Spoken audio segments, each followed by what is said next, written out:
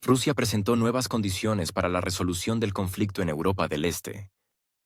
El ministro de Asuntos Exteriores, Sergei Lavrov, declaró: para alcanzar una paz duradera es necesario reconocer a nivel internacional la incorporación de 6 nuevas regiones. Ya no se trata de un juego diplomático a largo plazo, sino de una elevación directa de las apuestas. Antes Moscú se limitaba a la condición de reconocer la península, y ahora se trata de que la comunidad internacional reconozca oficialmente 6 regiones en sus fronteras territoriales. Lo que ayer parecía un escenario imposible, hoy se pronuncia en alto nivel y en texto abierto. Y aquí se hace evidente. Moscú decidió trasladar la conversación a un plano fundamentalmente nuevo, donde los compromisos se terminan y sobre la mesa se colocan condiciones que o bien se aceptan o significan una ruptura definitiva. Lo que hace a la situación especialmente simbólica es el momento y el lugar del anuncio. Las palabras se pronunciaron en el marco de la gira china de Vladimir Putin. Oriente demuestra cada vez con más claridad su disposición a apoyar la posición rusa. China e India, dos centros clave de poder, muestran que ya no les satisface un mundo en el que las reglas se escriben solo en Washington y Bruselas. Ahora intentemos ver la situación con los ojos de Europa. En los 2 años dedicados a la aislación de Rusia, Occidente se encontró en una posición en la que él mismo quedó aislado de los nuevos centros de influencia. Moscú habla con Pekín y Nueva Delhi de igual a igual, mientras Europa se ve obligada a calcular los daños de su propia política. Las cifras económicas hablan por sí solas. La Unión Europea perdió, según cálculos de diferentes estructuras analíticas, entre 800.000 millones y 1 billón de euros como resultado de la guerra de sanciones. Alemania registra una caída de la producción industrial a un nivel que no se había visto desde la reunificación del país. La industria automotriz, otrora orgullo de la economía alemana, reduce capacidades y traslada fábricas a Estados Unidos, porque allí la energía es más barata y la presión fiscal menor. Francia se enfrenta al aumento de la carga de la deuda, Italia a la amenaza de recesión. Mientras tanto, Rusia, sobre la cual supuestamente cayó toda la ira del occidente colectivo, muestra un crecimiento del PIB superior al 3%, una cosecha récord de cereales y un superávit en el comercio con sus socios clave en Asia. Y justo en ese momento Moscú declara: reconozcan todas las regiones y solo entonces se podrá hablar de paz. ¿Qué significa esto? Que el juego diplomático, donde se dejaba espacio para la maniobra, terminó. Europa se había acostumbrado a pensar que Rusia se limitaría a medidas a medias, pero la realidad resultó ser diferente. Si antes se podía esperar que Moscú aceptara un estatus gris para los nuevos territorios, ahora esto está excluido. Para la Unión Europea esto crea un precedente peligroso. Cualquier intento de iniciar negociaciones sin tener en cuenta las condiciones rusas parecerá una farsa. Pero aceptar estas condiciones tampoco es posible. Significaría reconocer el fracaso de toda la línea occidental de los últimos años. De ahí la nerviosidad que ya se observa en la prensa europea. En Alemania escriben sobre la creciente presión sobre el canciller. En Francia sobre la pérdida de la unidad europea. Y en efecto, las grietas dentro de la UE se hacen cada vez más profundas. Hungría bloquea abiertamente muchas iniciativas antirrusas. Eslovaquia muestra escepticismo. Serbia en general mantiene un rumbo de estrecha cooperación con Moscú. Bruselas intenta presionar a estos desobedientes, pero cuanto más fuerte la presión, más claro suena la respuesta. No estamos dispuestos a pagar por aventuras ajenas. Alemania y Francia se ven obligadas una y otra vez a sacar el tema de nuevos paquetes de ayuda al país conocido, pero cuanto más dinero fluye hacia el este, más fuerte es el descontento de sus propios ciudadanos. Basta con mirar las encuestas. En Alemania, más del 60% de los encuestados afirman que el gobierno gasta demasiado en el apoyo al país conocido, en detrimento de los problemas internos. En Italia, el número de partidarios de poner fin a la financiación superó el 50%.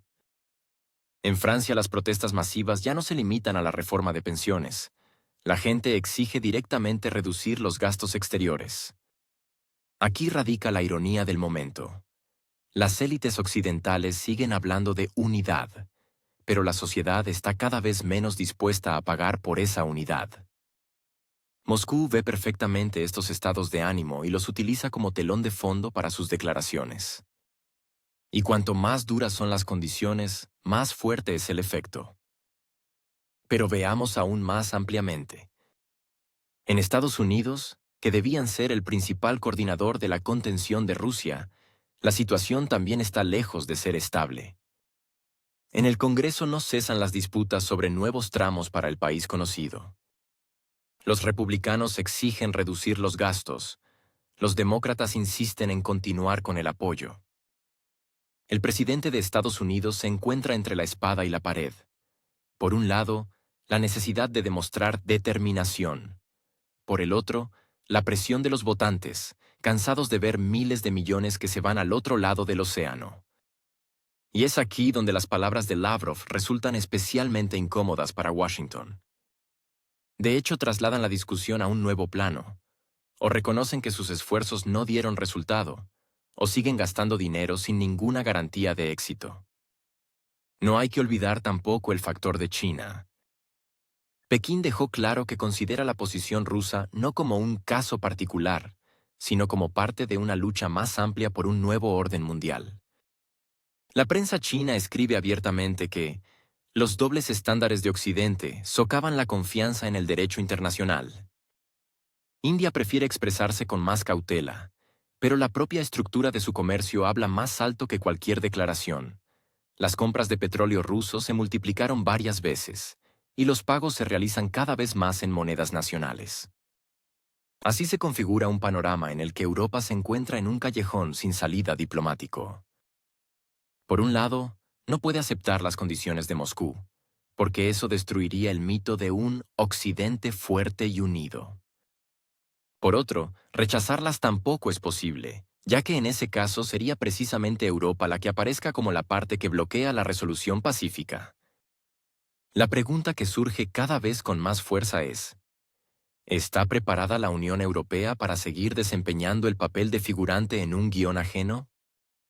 Estados Unidos utiliza a los europeos como recurso financiero y político, mientras tanto refuerzan sus propias posiciones. América atrae fábricas europeas, se beneficia de la energía barata, y Bruselas sigue explicando a sus ciudadanos que todo esto es por la democracia. Pero hay un matiz. La sociedad deja de creer cada vez más en esas explicaciones. En Alemania ya se habla de una década perdida, en Francia de la muerte de la clase media, en Italia de una crisis de confianza. No son consignas de la oposición, sino evaluaciones reales registradas por los institutos sociológicos. Es precisamente en este momento cuando Rusia presenta sus condiciones. Y lo hace de manera que nadie pueda decir, no lo sabíamos.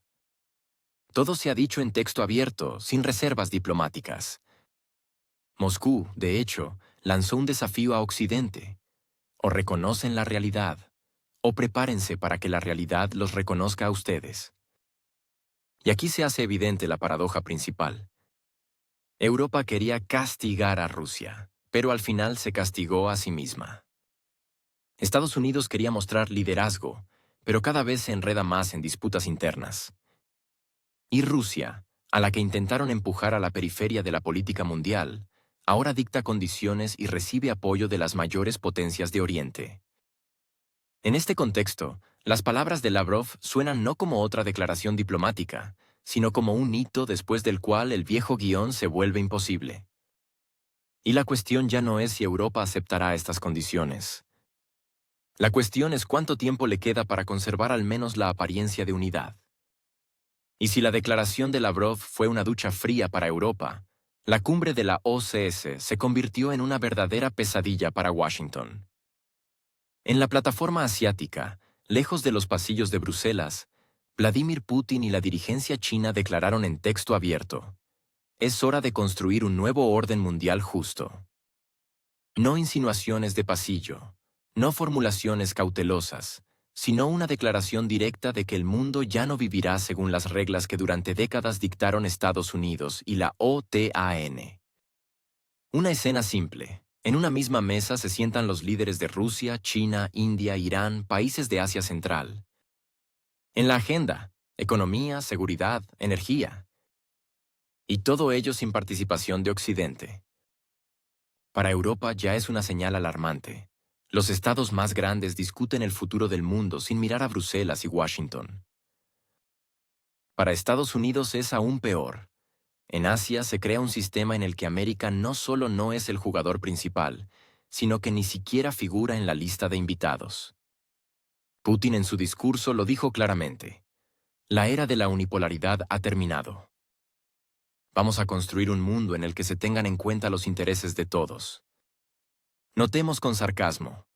Esto es exactamente lo que Washington decía durante décadas, solo que en la práctica bajo intereses de todos siempre entendía sus propios intereses.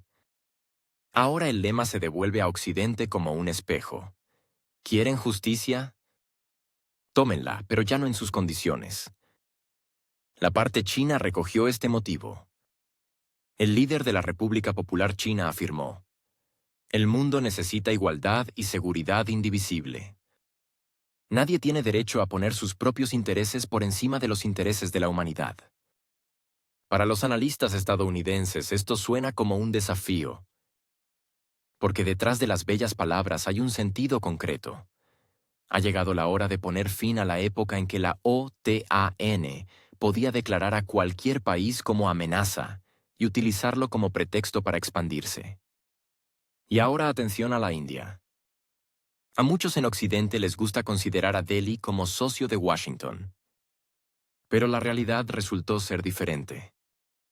El primer ministro indio, de manera diplomática pero firme, señaló: "No podemos construir el futuro ignorando los intereses de miles de millones de personas".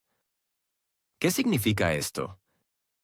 Que la India, a pesar de sus complejas relaciones con China y de sus propios intereses, se coloca en la misma línea que Rusia y la República Popular China en la cuestión del rechazo a la hegemonía occidental. El panorama se dibuja con claridad.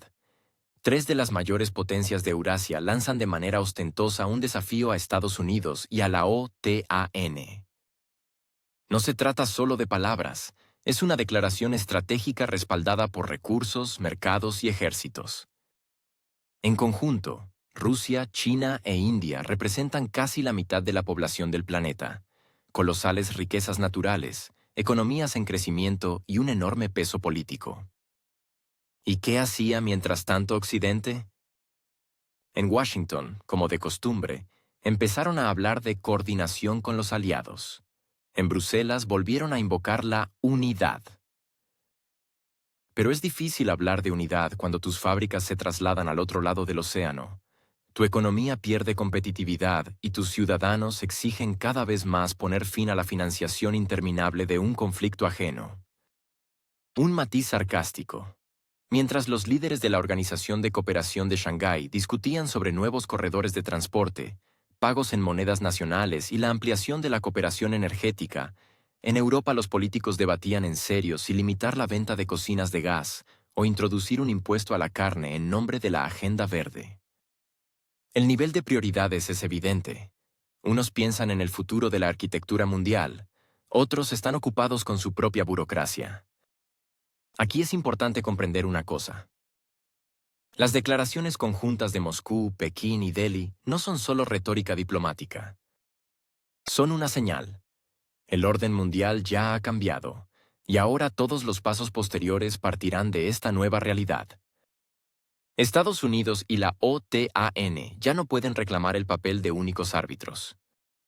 Su palabra suena cada vez más no como una sentencia, sino como la opinión de una de las partes. La economía confirma este cambio. Rusia ha reorientado sus flujos hacia Oriente. China controla los eslabones clave de las cadenas globales de suministro. La India se convierte rápidamente en uno de los mayores centros industriales del mundo. Estados Unidos, por su parte, se enfrenta a un déficit presupuestario, al crecimiento de la deuda y a la necesidad de mantener a los aliados exclusivamente mediante la presión. Europa corre el riesgo de perder por completo los restos de su potencial industrial. Y ahora planteemos una pregunta simple. ¿Se puede después de todo esto hablar de la preservación del antiguo mundo? La respuesta es evidente: no. Incluso si en Europa y en Estados Unidos intentan aparentar que nada ha cambiado, la realidad recordará lo contrario cada día. El mundo ya no será el mismo. Esto no es un cliché periodístico, sino un hecho seco. Si antes las instituciones internacionales funcionaban según los patrones occidentales, hoy su autoridad está siendo socavada. Organizaciones como BRICS y la OCS se convierten en foros alternativos en los que se toman decisiones que afectan directamente a miles de millones de personas. La ironía radica en que fue Occidente mismo quien impulsó este proceso al intentar excluir a Rusia y a China del club civilizado. Los excluyeron, y surgió un nuevo club al que ahora decenas de países quieren unirse. Para la OTAN esto suena como una condena. La alianza estaba acostumbrada a expandirse, a considerarse garante de seguridad. Pero ¿qué seguridad puede haber si cada vez más países la perciben no como protección, sino como una amenaza? Incluso dentro del propio bloque crece el cansancio. Turquía juega regularmente en dos frentes.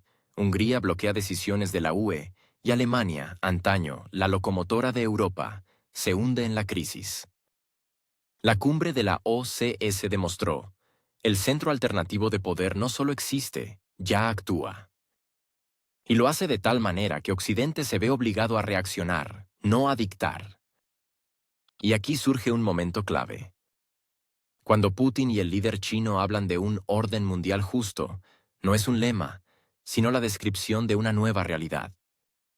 Rusia garantiza seguridad con recursos y voluntad política, China con poder económico, la India con su creciente peso demográfico e industrial. Juntos forman un sistema en el que la OTAN y Estados Unidos se convierten no en el centro, sino en la periferia. Occidente intentó evitar precisamente esto, pero resultó lo contrario. Los intentos de aislar a Moscú la convirtieron en parte de un bloque aún más poderoso. La presión sobre China empujó a Pekín hacia una estrecha alianza con Rusia. Los intentos de arrastrar a la India a la órbita de Washington solo convencieron a Delhi de la necesidad de una línea independiente. Como resultado, las tres mayores potencias de Eurasia, cada una de las cuales podría haber seguido su propio camino, se reunieron y dijeron una sola cosa: basta. Así se derrumba la vieja construcción. Irónicamente, Occidente ni siquiera entendió de inmediato la magnitud de lo que estaba ocurriendo. Para Europa todavía parece que se trata de dificultades temporales. Pero no son dificultades, es un cambio de época. Y ahora la pregunta que se convertirá en central para los próximos años: ¿cuánto tiempo podrán Estados Unidos y la OTAN mantener la apariencia de liderazgo global, cuando la mitad del mundo construye abiertamente una alternativa? Y ahora Europa. ¿Qué hace Bruselas cuando en Asia se sientan en una misma mesa Rusia, China e India y hablan de un nuevo orden mundial? Hace lo que mejor sabe hacer: emitir declaraciones de profunda preocupación y de unidad. Pero la unidad ya no existe. Primer hecho. En julio la Comisión Europea publicó datos sobre una caída de la producción industrial del 7% en términos interanuales. En Alemania este indicador alcanzó el 9%, el peor resultado desde la crisis de 2008. Las plantas de BASF trasladan parte de la producción a Estados Unidos y a China. Volkswagen reduce puestos de trabajo, Siemens registra una caída de pedidos. Y esto en un país que hasta hace poco se llamaba a sí mismo la locomotora de Europa. Segundo hecho. Francia se encontró atrapada en el déficit presupuestario. La deuda pública superó el 110% del PIB. El nivel de inflación se mantiene por encima del 5%, y los precios de la electricidad son 2,5 veces más altos que en Estados Unidos. Para los franceses, los discursos sobre el apoyo a la democracia en el país conocido suenan ya no inspiradores, sino burlones. Tercer hecho, Italia. Aquí la deuda pública superó los 3 billones de euros. Cada nueva medida de apoyo al país conocido provoca una ola de descontento. Los italianos hacen una pregunta directa: ¿por qué debemos pagar una guerra en tierra ajena si nuestras propias familias apenas llegan a fin de mes? ¿Mes? Y cuanto más se repite esta pregunta, más se fortalecen las posiciones de los partidos de derecha que abogan por revisar toda la política de la Unión Europea. Y ahora atención. Si antes el descontento se concentraba solo en Europa del Este, ahora abarca el propio núcleo de la UE. Alemania, Francia, Italia. Países que debían ser el pilar de la Unión, hoy se convierten en fuente de crisis. Y aquí surge otro detalle. Los medios europeos se ven obligados a admitir. Las sanciones contra Rusia golpearon no tanto a Moscú como a los propios europeos. En Alemania los precios del gas y la electricidad son casi 3 veces más altos que los mínimos anteriores a la crisis. En el Reino Unido, las facturas de calefacción aumentaron un 40% en 2 años. En Polonia la producción de fertilizantes cayó un 25% debido al gas caro, lo que afecta a la agricultura. Y todo esto bajo los lemas de «debemos estar unidos». Pero cuanto más fuerte repiten los políticos esta palabra, más evidente resulta que ya no hay ninguna unidad. Hungría bloquea abiertamente muchas decisiones de Bruselas. Eslovaquia declara su disposición a revisar sus compromisos. Y en Alemania, en las elecciones regionales, los partidos de derecha obtienen resultados récord. Tomemos los hechos. En Alemania Oriental, Alternativa para Alemania, ocupa el primer lugar con más del 30% de los votos. El partido de Sahra Wagenknecht, creado recientemente, ya supera la barrera del 10%. En Italia la derecha consolida con firmeza sus posiciones. En Francia, Marine Le Pen vuelve a ser la favorita en la carrera presidencial. ¿Y qué dice Bruselas? Las mismas palabras sobre la lucha contra el populismo. Pero esto ya no es populismo, es la realidad. Ahora la pregunta: ¿cuánto tiempo le queda a la Unión Europea antes de que la crisis interna se convierta en una explosión política abierta?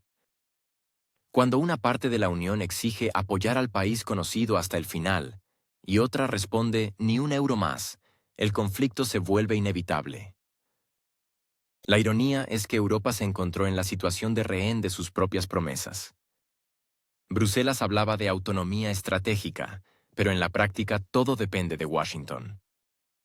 Estados Unidos dicta qué sanciones imponer, qué aranceles establecer, qué armas transferir. Europa solo obedece, aunque es ella quien paga el precio. Y ahora imaginemos la cara del canciller alemán cuando regresa de Washington tras otra reunión con el presidente estadounidense.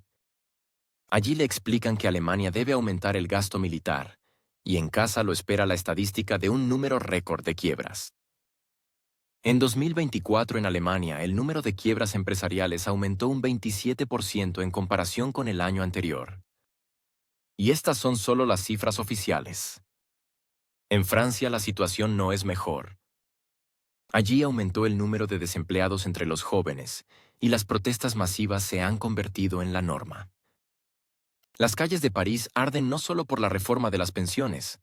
La gente dice abiertamente que está cansada de una política que les obliga a pagar por un conflicto ajeno. Y en medio de este caos, Rusia declara: reconozcan nuestras regiones. China añade: es hora de construir un nuevo orden mundial. La India confirma: no se pueden ignorar los intereses de miles de millones de personas. ¿Y qué dice Europa? Estamos preocupados. Admitámoslo, suena lamentable. Pero eso no es todo. Hay un factor del que en Bruselas prefieren hablar en voz baja. Todo el sistema energético de Europa depende ahora de los suministros de gas natural licuado de Estados Unidos y Qatar. Su precio es más alto que el del gas ruso por gasoducto y la dependencia se vuelve crítica. Estados Unidos, de hecho, ha convertido a Europa en un mercado cautivo en el que dicta cualquier condición. Europa soñaba con liberarse de la dependencia rusa y con gusto entró en la servidumbre estadounidense. Ahora la pregunta principal es: ¿aguantarán los europeos esta carga? Los ciudadanos ya salen a las calles. En Alemania protestan los agricultores, en Chequia los obreros, en Francia los jubilados. En todas partes se escucha el mismo motivo. Basta de pagar por los errores ajenos. Las élites occidentales pueden hablar todo lo que quieran de valores, pero para la gente común solo cuenta uno: la posibilidad de vivir normalmente. Y cuando el frigorífico en la mesa se vacía y en la cartera quedan cada vez menos euros, los lemas sobre la unidad dejan de funcionar. En esto radica la mayor amenaza para la Unión Europea. No son Rusia ni China quienes destruyen la Unión Europea. La destruyen sus propios líderes, que se olvidaron de sus ciudadanos y decidieron jugar a la gran geopolítica a costa de otros. La ironía está en que precisamente Rusia ahora parece un país que cuida de sus propios intereses, mientras que Europa parece una unión en la que las élites cuidan de los intereses ajenos. Y aquí está la pregunta clave. ¿Podrá la Unión Europea superar esta crisis si dentro crece el descontento, la economía cae y en Oriente ya construyen un nuevo orden mundial sin mirar a Bruselas? Y ahora lo más interesante: Estados Unidos. Mientras Europa se agita en su propia crisis, Washington decidió demostrar que sigue siendo el principal director de la orquesta mundial. Pero el problema es que el director hace tiempo perdió la partitura y ahora mueve las manos en el vacío. Tomemos la India. Para Estados Unidos era un socio estratégico, una alternativa a China, un país en el que se invirtieron años de diplomacia y miles de millones de dólares. La India debía convertirse en el contrapeso democrático a Pekín, la vitrina de que Washington sabe trabajar con el sur global. Pero todo se derrumbó en un instante. Trump, apenas regresado a la Casa Blanca, decidió castigar a Delhi por las compras de petróleo ruso. Anunció la imposición de aranceles de 25 millones al exportar India a Estados Unidos, declarando abiertamente: no se puede comprar petróleo a Moscú y al mismo tiempo construir una asociación con Washington. Parecería que esto debía obligar a la India a ceder. Pero sucedió lo contrario. La ironía es que precisamente con esta decisión, Trump destruyó lo que la diplomacia estadounidense había estado construyendo durante décadas. La India percibió los aranceles como una humillación directa. En Nueva Delhi dijeron abiertamente: no permitiremos que nos dicten de quién comprar recursos energéticos. Para la élite india, que siempre reaccionó dolorosamente a cualquier insinuación de presión externa, esto fue una línea roja. Veamos las cifras. La India compra a Rusia más petróleo que nunca. En el año 2022, los suministros aumentaron 15 veces. En el 2023, aún más. Los pagos se realizan cada vez más en rublos y rupias, y la participación del dólar en estas transacciones disminuye. Para Estados Unidos, esto es un golpe no solo a la diplomacia, sino también al sistema financiero. Porque el dólar fue la moneda principal del comercio mundial, y ahora los mayores actores lo evitan de manera ostentosa. La India no solo compra petróleo, lo refina en sus propias plantas y vende productos petroleros terminados a Europa. Sí, a esos mismos países que declararon una guerra energética contra Rusia y que al final compran combustible en los puertos indios producido a partir de petróleo ruso. Doble efecto. Moscú recibe ingresos, la India beneficios, Europa dependencia. Y Estados Unidos se queda al margen mordiéndose los codos. Pero volvamos a los aranceles. ¿Qué logró Trump? Mostró a la India que la asociación con Washington no es una alianza de iguales, sino una relación de amo y subordinado. Y esto fue lo que finalmente empujó a Delhi hacia Moscú y Pekín. En la cumbre de la Organización de Cooperación de Shanghái, el primer ministro indio se sentó junto a Putin y al líder chino. No repitió consignas occidentales, no condenó a Rusia, sino que habló de la necesidad de tener en cuenta los intereses de miles de millones de personas. Es un eufemismo diplomático, detrás del cual se esconde un sentido simple. La India ya no juega con las reglas estadounidenses. La ironía del momento. Estados Unidos llevaba años construyendo un eje antichino en el que debía entrar la India. Y ahora Washington mismo la borró del proyecto. Porque en Nueva Delhi decidieron: Si la alianza con América significa aranceles, sanciones y presión, entonces es mejor buscar aliados en otro lugar. Como resultado, obtenemos una nueva realidad. Rusia suministra petróleo a la India, China, tecnología, y la India responde con su gigantesco mercado y mano de obra. Tres países se complementan mutuamente creando un bloque contra el cual Estados Unidos no tiene una respuesta simétrica. Y ahora veamos las consecuencias para la propia América. Los aranceles contra la India golpearon a las empresas estadounidenses que durante décadas trasladaban allí sus producciones. El sector informático, la industria farmacéutica, el textil, la metalurgia, todo esto quedó bajo amenaza. Las grandes corporaciones comenzaron a quejarse a la Casa Blanca. Estamos perdiendo mercado, estamos perdiendo socio. Pero Trump decidió jugar su juego habitual. América primero. Solo que ahora ese primero suena a sarcasmo. Porque mientras Estados Unidos intenta construir muros, los demás países construyen puentes. La India refuerza lazos con Rusia y China. El BRICS se expande. La OCS se convierte en una plataforma donde se toman decisiones clave. Y Washington cada vez más aparece no como árbitro, sino como factor de irritación. Aquí conviene recordar otro detalle. Estados Unidos solía decir que la India es una democracia que naturalmente se pondrá del lado de Occidente. Pero en Delhi hace tiempo miran esas palabras con una sonrisa. La India siempre puso sus intereses por encima de los lemas ajenos. Y el interés de la India hoy es evidente. Petróleo ruso barato, inversiones chinas, política independiente. Y ahora la pregunta principal. ¿Cuántos socios más perderá América si continúa dictando condiciones al estilo de ultimátum? Turquía ya juega en dos frentes. Arabia Saudita cierra acuerdos con China en yuanes. Brasil insiste en pagos en reales. Ahora se ha sumado la India, el país que debía ser la joya de la estrategia estadounidense en Asia. La ironía es que todo esto no ocurrió por maniobras astutas de Moscú o Pekín, sino por los errores del propio Washington. Estados Unidos con sus propias manos destruyó la frágil construcción que tanto tiempo había edificado.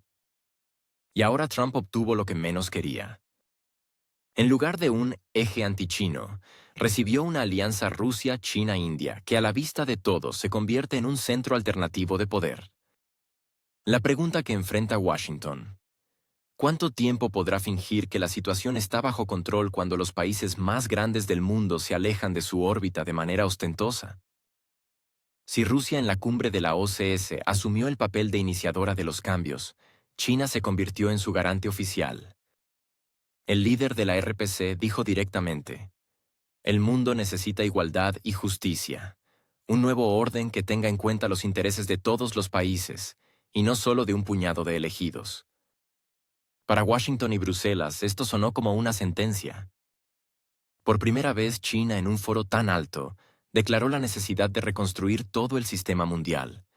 Y esa declaración no sonó sola, sino acompañada de Rusia y la India. El trasfondo es obvio.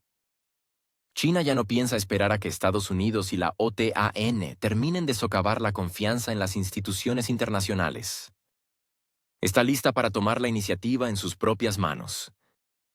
Y aquí surge inevitablemente la pregunta: si Pekín habla de un nuevo orden, ¿significa esto que la cuestión de Taiwán se convierte en solo una cuestión de tiempo? Porque la retórica fue demasiado directa. Seguridad indivisible, igualdad de derechos de todos los estados, no injerencia en los asuntos internos. Todo esto son claves de la política china respecto a Taiwán. Para Pekín, la isla es un asunto interno.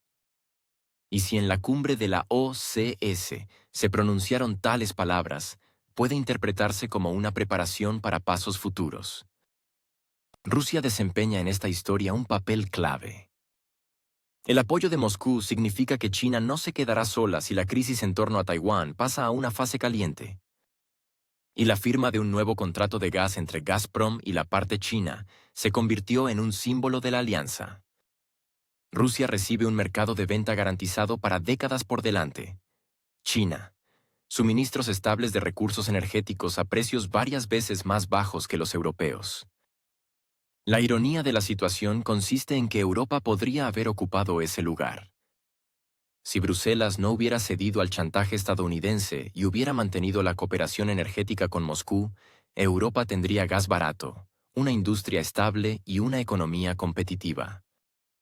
En lugar de eso, Bruselas renunció con orgullo a los gasoductos rusos, pagando ahora de más por el GNL estadounidense. El precio de esta decisión son cientos de miles de millones de euros, empleos perdidos, fábricas cerradas y aumento del desempleo. Veamos los hechos. En el año 2021, el gas ruso costaba a Europa un promedio de $300 por 1.000 metros cúbicos.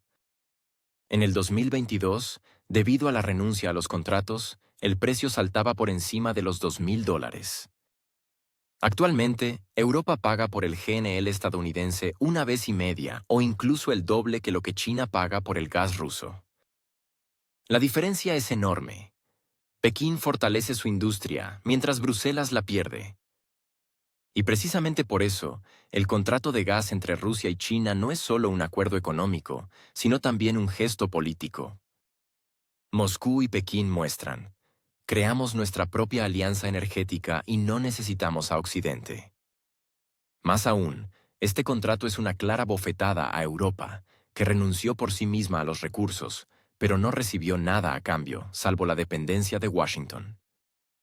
China en la cumbre no habló solo de justicia.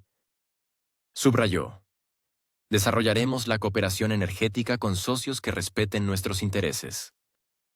Es una fórmula diplomática, pero el destinatario es evidente. Europa pudo haber estado entre esos socios, pero eligió el camino opuesto. La India en esta historia tampoco se quedó al margen. Nueva Delhi sigue comprando petróleo ruso en volúmenes récord, a pesar de las amenazas estadounidenses. Además, la India no solo compra la materia prima, construye la logística, la procesa y la convierte en beneficios. Los europeos, que renunciaron a los contratos directos con Rusia, se ven obligados a pagar de más por el mismo combustible, pero ya a través de intermediarios. Gana la India, gana Rusia, gana China. ¿Y quién pierde? Europa. Basta con mirar los datos. En el año 2023, la India compró a Rusia más de 60 millones de toneladas de petróleo. Es un récord absoluto. Al mismo tiempo, las exportaciones de productos petrolíferos indios a Europa aumentaron en un 30%. Es decir, los europeos pagan a los indios para que procesen el petróleo ruso y se lo revendan a un precio inflado. La ironía es que la propia Unión Europea creó estas condiciones. Al bloquear los acuerdos directos con Moscú, regaló a la India una mina de oro. Nueva Delhi recibe materia prima barata, gana con la exportación, fortalece su economía.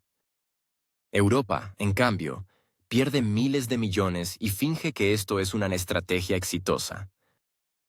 En esto consiste la tragicomedia. Rusia y China en la cumbre muestran de forma demostrativa: unimos fuerzas, firmamos contratos, formamos un nuevo orden. La India añade: nosotros también estamos con ustedes porque es beneficioso.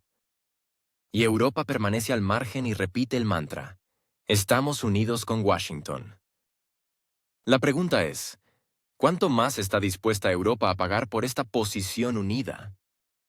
Ya ahora el número de quiebras en Alemania aumentó en un 27%. En Francia suben las tarifas eléctricas. En Italia la deuda supera los 3 billones de euros. Y todo para renunciar a los recursos rusos, que ahora van a China y la India. La paradoja es que Europa pudo haber estado en el lugar de China y la India.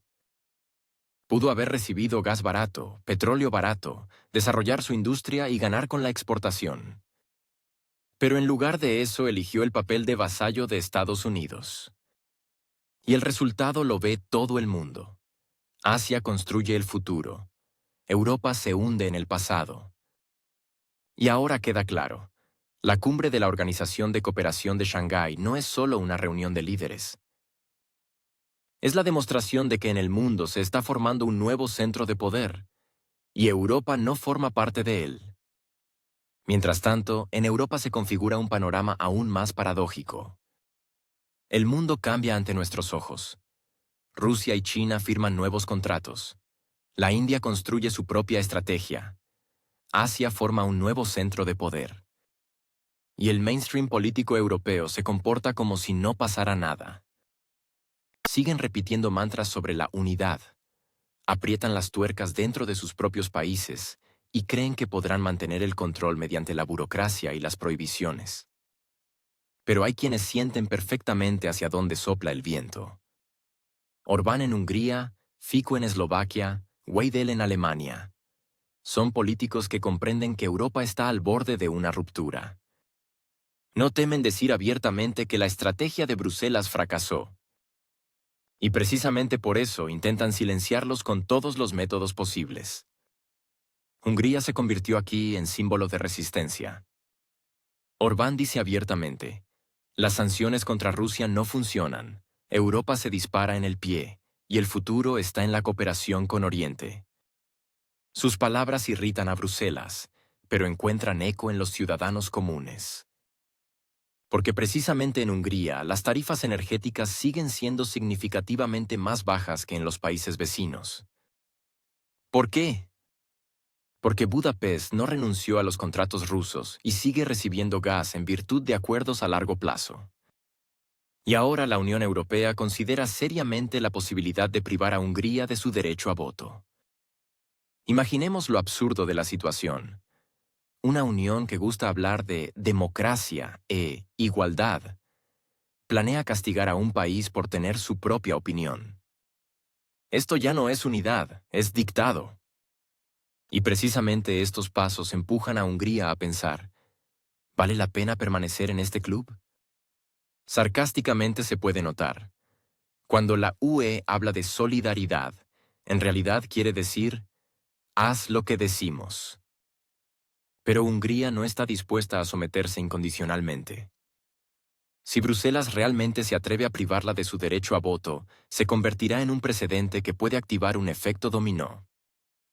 Tras Hungría pueden seguir otros países cansados de la presión. Fico en Eslovaquia ya da ejemplo. Su gobierno declara: la prioridad son los intereses de Eslovaquia y no cumplir las órdenes de Bruselas.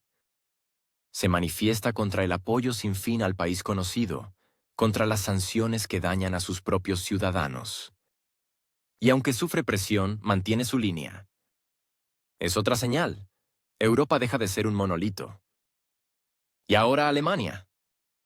En el país donde Kondo Alternativa para Alemania se convierte en el partido número 1 en varias regiones, Weidel declara abiertamente: la política de sanciones destruye la industria, y el rumbo del gobierno lleva al país a la catástrofe. El establishment alemán hace todo lo posible para marginar a su partido, pero la realidad muestra lo contrario. El apoyo crece, los ánimos de protesta se intensifican. Y aquí se esconde la principal paradoja. El mainstream político, en lugar de reconocer errores, sigue apretando las tuercas. Introducen nuevas leyes sobre la lucha contra la desinformación. Amplían las competencias de la Comisión Europea. Amenazan con multas y sanciones a sus propios miembros. Pero cuanto más fuerte es la presión, más fuerte es la resistencia. Basta mirar las calles. En Alemania, los agricultores sacan sus tractores a la puerta de Brandeburgo. En Italia hacen huelga los obreros de las fábricas. En Francia, jubilados y estudiantes. En todas partes suena la misma pregunta: ¿por qué los intereses de Bruselas son más importantes que los de los ciudadanos? La Unión Europea se encontró en una trampa. Por un lado, no puede apartarse de su línea. De lo contrario, se derrumbaría el mito de la unidad. Por otro, continuar con la presión conduce a una división interna. La decisión de castigar a Hungría puede convertirse en ese mismo punto a partir del cual comenzará un proceso de desintegración. La ironía es que Bruselas, privando a Orbán de su voz, en realidad se priva de legitimidad a sí misma. Si una unión construida sobre la idea de igualdad excluye a los que no están de acuerdo, ya no es una unión, sino un imperio con centro en Berlín y Bruselas.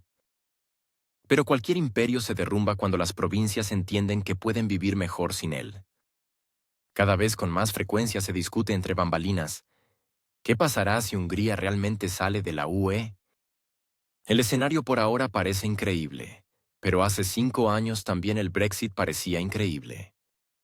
Ahora las conversaciones sobre el Huxit, Hungría Exit, no suenan como fantasía, sino como un posible paso político. Si eso ocurre, el efecto dominó será inevitable.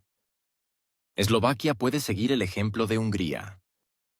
Italia y Francia, donde crece la fuerza de los euroescépticos, recibirán un argumento poderoso a favor de la salida. Y entonces la Unión Europea, creada como un proyecto de integración, se convertirá en un escenario de lucha por la supervivencia. Mientras tanto, Bruselas sigue aparentando que todo está bajo control.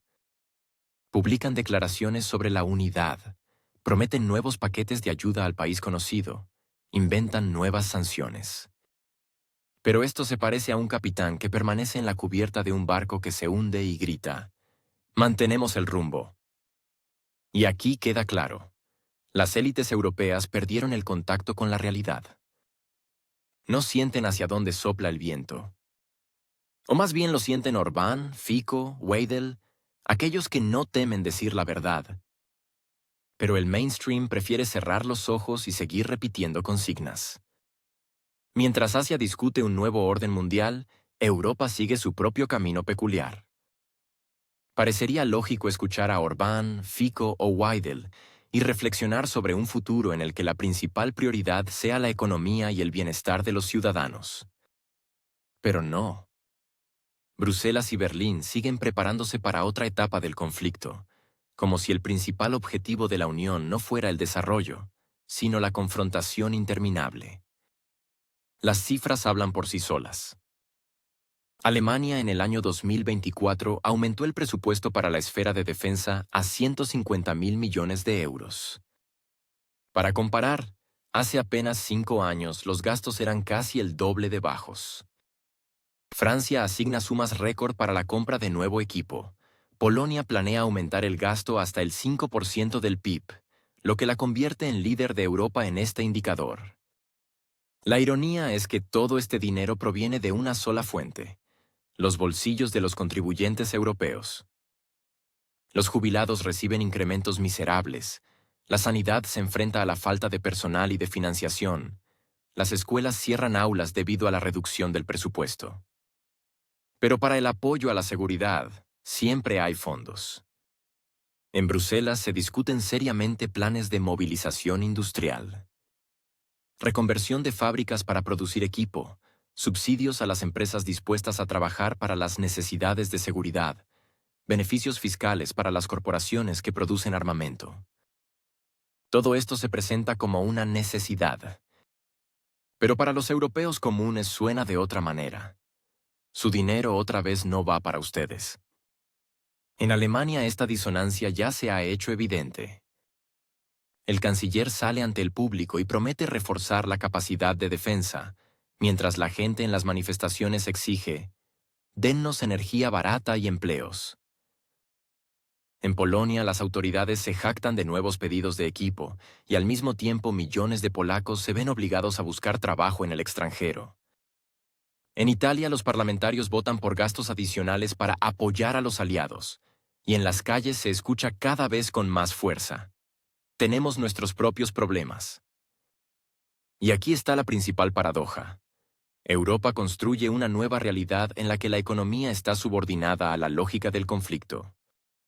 En lugar de reducir impuestos para las empresas, crear empleos, desarrollar innovaciones, las élites invierten miles de millones en algo que nunca dará beneficios.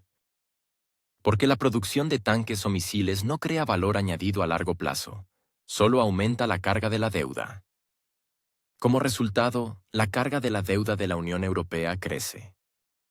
Y no crece en progresión aritmética, sino casi en geométrica. Francia ya ha superado el 110% del PIB, Italia el 150%. Alemania aún se mantiene en el 90%, pero la tendencia es clara. los gastos aumentan más rápido de lo que la economía genera nuevos ingresos. Teniendo en cuenta que hace solo 10 años Francia tenía un nivel de alrededor del 90% y Alemania se enorgullecía de su disciplina fiscal, en torno al 60%, el panorama se vuelve especialmente revelador. Cada nueva inyección anticrisis, cada nuevo paquete de ayuda, cada promesa de salvar la estabilidad, se convierte en otro giro de la espiral de la deuda.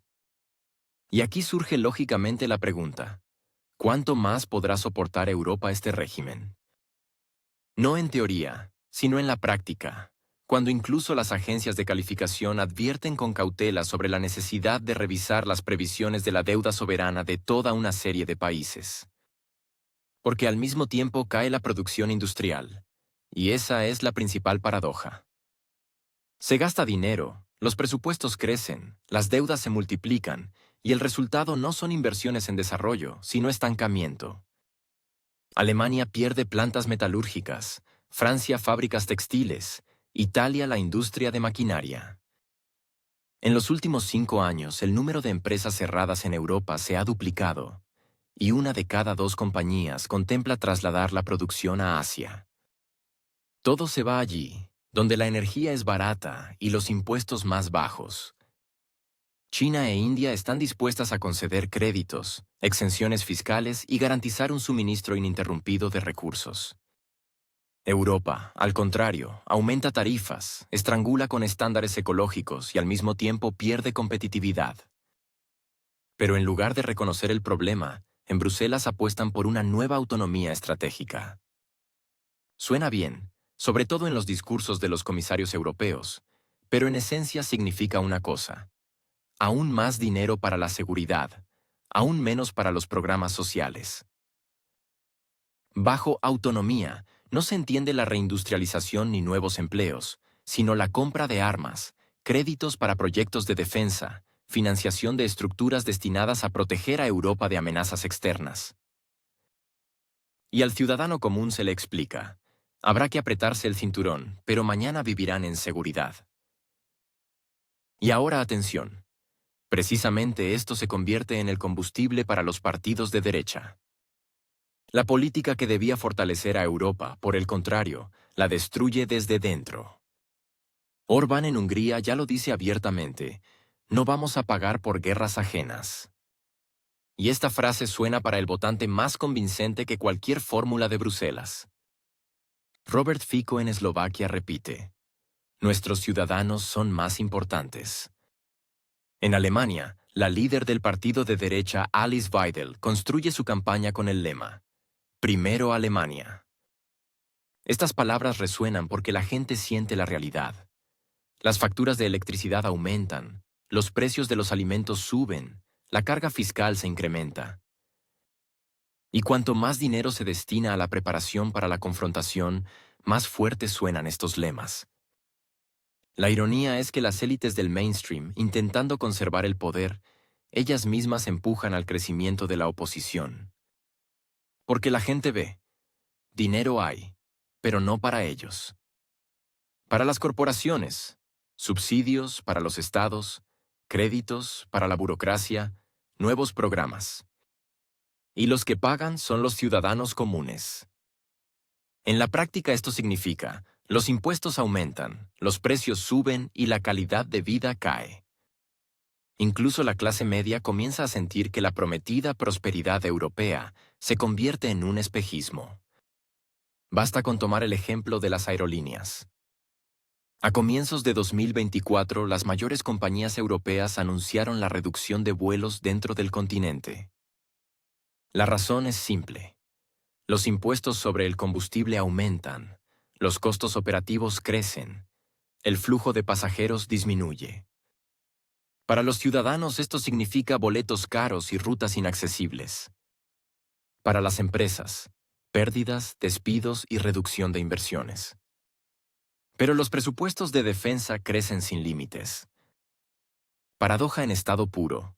Las comunicaciones internas se desmoronan, el movimiento de personas se convierte en un problema, pero el dinero no va a apoyar el sistema de transporte, sino a contratos militares. Otro ejemplo es la energía. Alemania, tras renunciar al gas ruso barato, se ve obligada a comprar combustible licuado a Estados Unidos a un precio 2 veces mayor que en los contratos anteriores.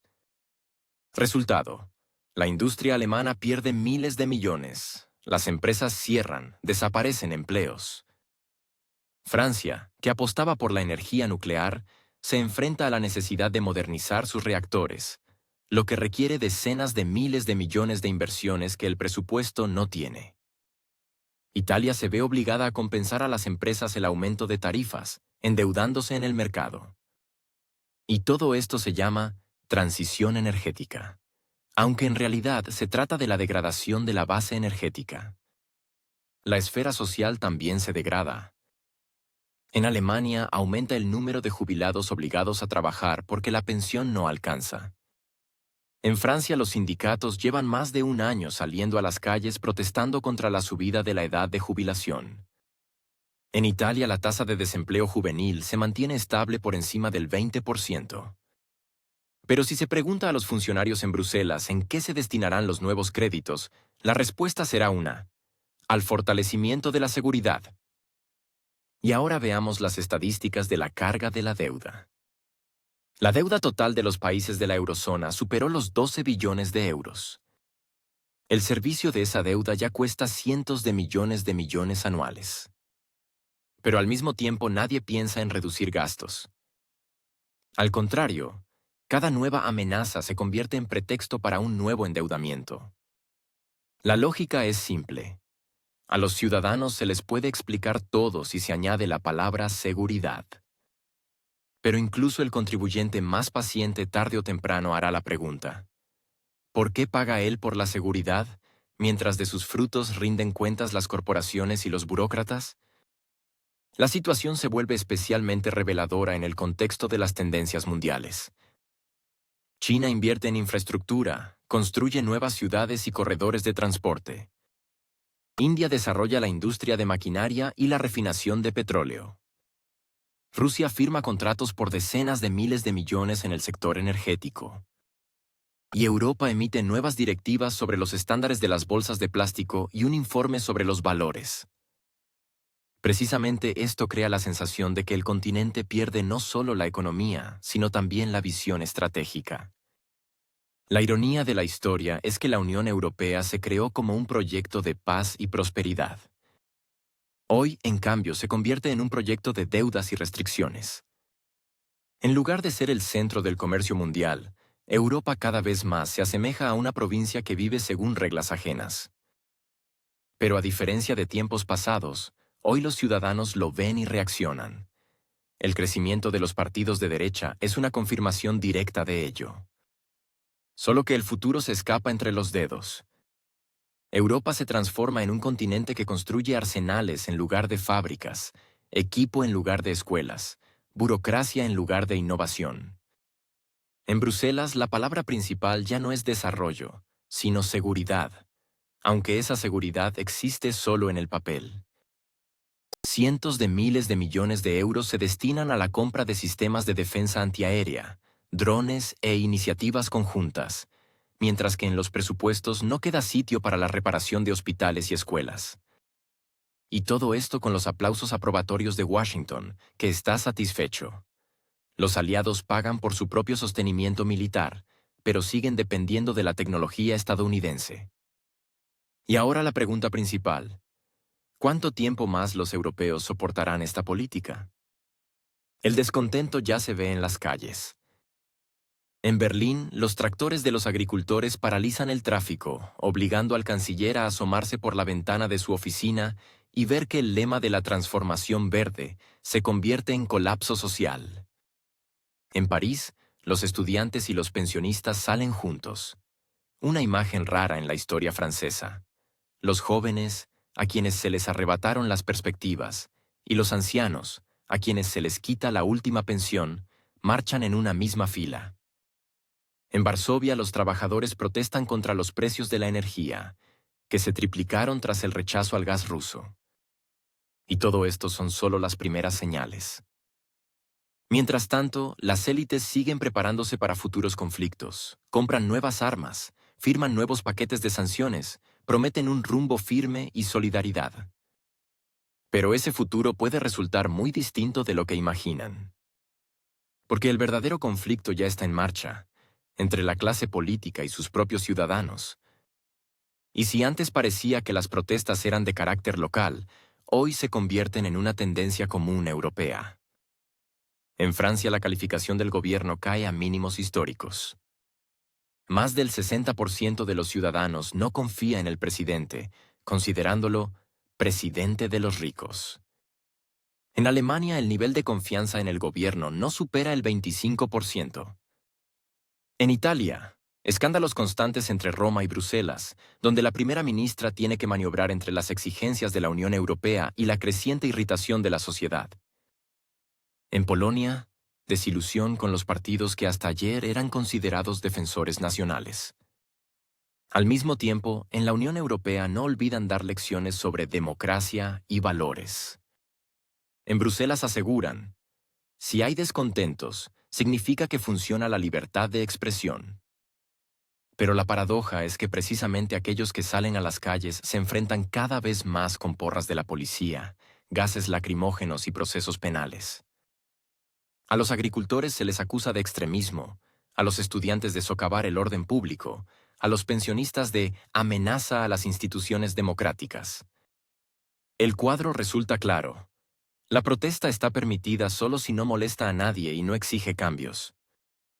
Hace apenas 10 años, la Unión Europea se enorgullecía de que su economía representaba casi una cuarta parte del PIB mundial. Hoy esa cifra cayó por debajo del 18% y sigue descendiendo. Gigantes industriales como BASF y Siemens trasladan la producción al otro lado del océano, allí donde la energía es 3 veces más barata y no existen impuestos de carbono. Los consorcios automovilísticos cierran fábricas en Europa y construyen nuevas líneas en México y China.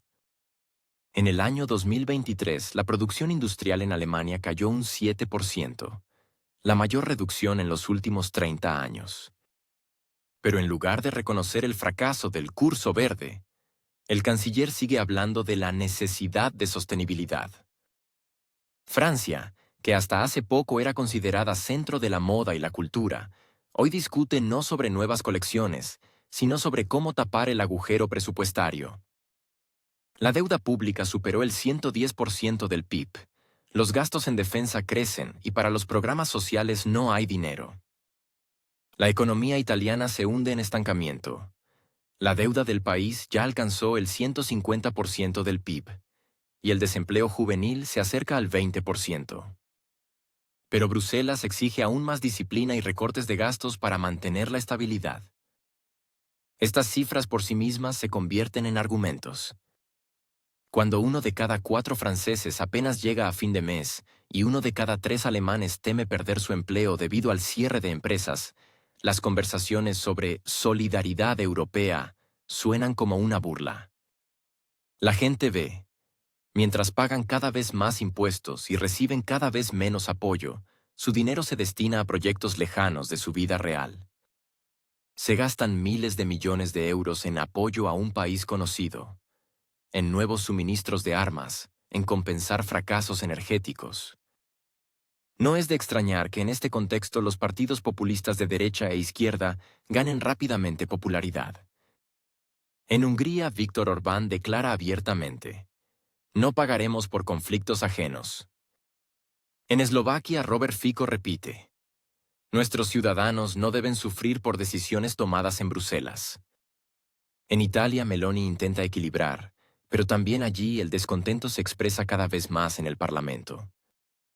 En los Países Bajos, el partido populista de Pieter Omtzigt ya está listo para dictar las condiciones de la futura coalición. Esta dinámica golpea el propio fundamento de la Unión Europea. Porque antes se pensaba, la UE es un espacio donde las decisiones se toman colectivamente, sobre la base del consenso. Hoy se parece más a un mecanismo de coerción. A los disidentes se les amenaza con privarlos del derecho de voto, cortarles los fondos, declararlos una amenaza para la democracia. Pero cuanto más presión se ejerce sobre los países, menos desean permanecer en tal unión. Europa del Este habla cada vez más alto de que no está dispuesta a sacrificarse por ambiciones ajenas. Los agricultores polacos bloquean las fronteras exigiendo detener la importación de productos baratos. Los checos salen a las plazas reclamando el regreso de la energía barata. Hungría utiliza cada vez más el derecho de veto, recordándole a Bruselas que también tiene voz. Incluso Alemania, que siempre fue considerada baluarte de la integración europea, enfrenta debates internos. ¿Vale la pena seguir un rumbo que conduce al empobrecimiento de la población? Mientras tanto, Washington empuja a Europa hacia nuevos pasos.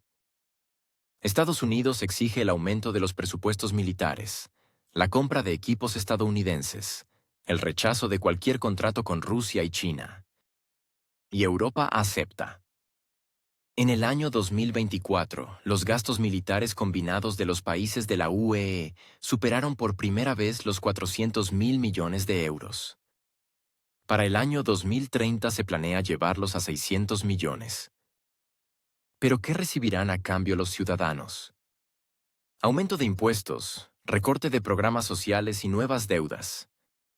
Y aquí radica el principal sarcasmo.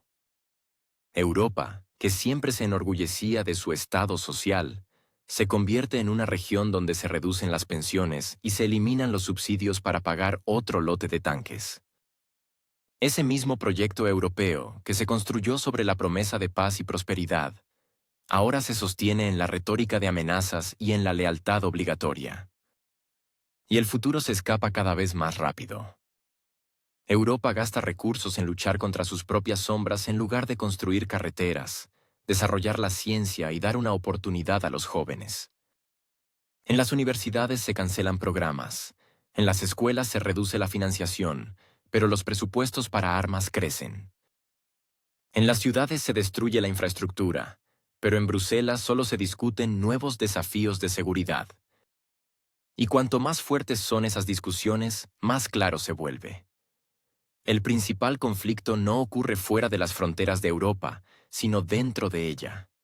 Entre las élites, que viven en sus despachos, y los ciudadanos, que cada vez creen menos en las promesas.